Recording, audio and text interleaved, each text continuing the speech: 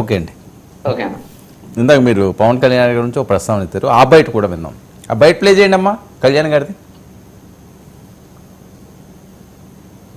వర్మ గారిని అడిగారు, నేను పిఠాపురంలో పోటీ చేస్తుంటే ఒకటే అడిగాను, వర్మ గారిని ఒకటే అడిగాను మన ఆఫీస్కి వస్తే, వర్మ గారు నేను ముందు మీ ఇంటికి వచ్చి నేను మీ సహకారం తీసుకొని మీ సపోర్ట్ తీసుకోకుండా నేను బయటికి వెళ్ళను, నేను పార్టీ అధ్యక్షుడైనప్పటికీ కూడా చంద్రబాబు గారితో సత్సంబంధాలు ఉన్నప్పటికీ కూడా స్థానికంగా బలవంతుడు ఈయన, ఆయన నేను గుర్తించాను. ఆయన ఒకటే చెప్పా, ఆయన ఎమ్మెల్సీగా అవ్వాలి, ఇక్కడ త్యాగం చేస్తే ఆయన చట్టసభల్లోకి వెళ్ళాలి, పట్టభద్రులు మనకి ఆ చట్టసభలోకి వెళ్ళాలి. ఇప్పుడు వర్మ గారిని అడిగారు,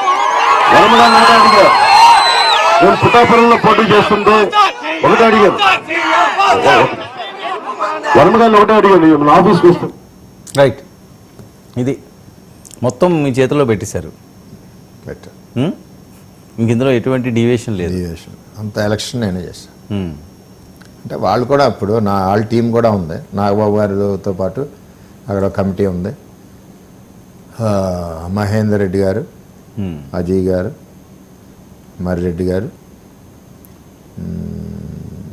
ఇంకా నగేష్, ఇంకా టీం ఉన్నారు. వీళ్ళందరూ వాళ్ళందరూ కూడా అందరూ కలిసి పనిచేసాం. ఏదైనా డిస్కషన్ చేసుకొని ఎలా చేయాలో అలా చేయాలి. వాళ్ళు కూడా ఎక్కడికక్కడ కోఆపరేట్ చేసుకుంటారు. సార్ మధ్యలో మీరు 2-3 సార్లు మీకు కోపం వచ్చింది, అలిగారు అని బాగా వినిపించింది, నిజమా? ఏ సందర్భం ఏంటి?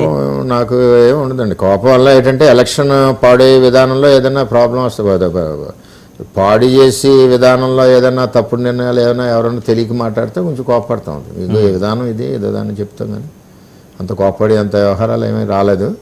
డిస్కషన్లో చెప్తాం. ఒకవేళ డ్యామేజ్ అవుద్దాం అనుకోండి, మీరు నిర్ణయం చెప్పారు కరెక్ట్ కాదని చెప్తాం, ఏనాపోతే కొంచెం గట్టిగా చెప్తాం. అలాగే వాళ్ళు మనకి ఏదైనా చెప్పినా మనం పాజిటివ్గానే తీసుకుంటాం. ఒకవేళ మనం చేసేది కూడా ఉండొచ్చు కదా, అన్నీ కరెక్ట్గా ఉంటాయని ఉండదు కదా. సార్ గీత అండ్ టీము లేకపోతే వైఎస్ఆర్సీపీ కానీ జగన్మోహన్ రెడ్డి గారు లాస్ట్ మినిట్లో వచ్చి అక్కడ ఆవిడకి ఇచ్చిన హామీ, ఆవిడకి ఇస్తానన్న 10 ఆఫరు, ఇవన్నీ కూడా టర్న్ అయినవి, కొంతవరకు పాజిటివ్ వచ్చింది. ఈవిడైతే ఇక్కడ మన కళ్ళ ముందే ఉంటుంది, ఈవిడ మినిస్టర్ కింద ఉంటుంది, మంచి అవకాశం అని అనుకున్నారట, నిజమా? కళ్ళ ముందు ఉండడం అన్నదే నేను ఏకీపించండి. ఆవిడ ఉండదండి. ఆవిడ ఇప్పుడు కూడా అడుగుతున్నా, ఆవిడ ఒక ఊరు వెళ్ళామని ఇప్పుడు మీకు ఫోన్ కాల్లో చెప్పమనండి, 5 ఏళ్ళు ఆవిడ వెళ్దండి. ఆవిడ కూడా కోనసీమ నేటు, ఇక్కడ కాదు. రెండోది ఏంటంటే అసలు జగన్మోహన్ రెడ్డి నగ్గుతాడని పేటాపని ప్రజలు అనుకుంటే ఆవిడకి డిప్యూటీ సీఎం ఇస్తున్నాను అనుకోవచ్చు, నవ్వుకున్నారు. అదే ఏదో ఇతనైనా అక్కడ ఆవిడకి డిప్యూటీ సీఎం ఎక్కడి నుంచి చెప్తారండి. అది సో అధికారం అన్నది మీదే 100%. అంత తక్కువ అంచనా వేస్తున్నారా అని? ఏమండి, శ్రీకాకుళం దగ్గర నుంచి అటు ప్రకాశం వరకు వన్ సైడ్ ఎలక్షన్ అండి. 96%, 97% సీట్లు మేము కొడతామండి. ఇప్పుడు ఉమ్మడి తూర్పుగోదావరి జిల్లా ఉంది, 17 సీట్లు తెలుగుదేశం పార్టీకి వస్తాయి.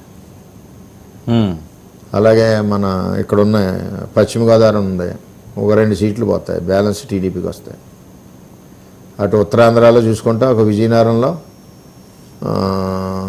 50-50 ఉంటాం, రిమైనింగ్ అన్నీ కూడా స్వీప్గా వచ్చేస్తున్నాయి. రాయలసీమ 50-50 ఉంటాం. చంద్రబాబు నాయుడు గారు ఇంత కాన్ఫిడెంట్గా చెప్పలేకపోతున్నారు. 100% చెప్తున్నాం. చంద్రబాబు నాయుడు గారు ఎంత చెప్తారు. అంటే ఎన్ని సీట్లు వస్తాయండి ఓవరాల్గా? వాళ్ళు అయితే 156 బేస్ లైన్ అండి, దానిపైన ఎంత రావచ్చు. మరి వాళ్ళు 151 అంటున్నారు.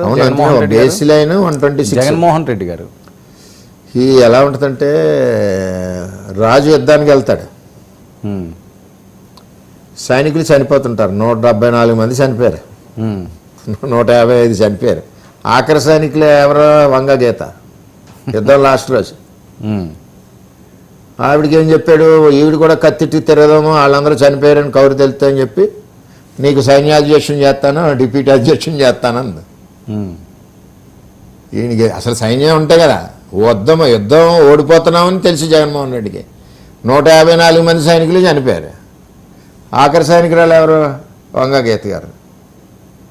అదే అయిపోయింది. అనకాపల్లి మరొక కాలర్ ఉన్నారు, రాజు గారు మాట్లాడండి. వర్మ గారు ఉన్నారు. మాట్లాడుతున్నారు, లైవ్ లో మాట్లాడుతున్నారు. నమస్కారం, మాట్లాడండి. అయ్యా నమస్తే సార్. నమస్తే. అయ్యా మీరు టీవీ చూడకండి please. Okay, okay, TV off చేయండి.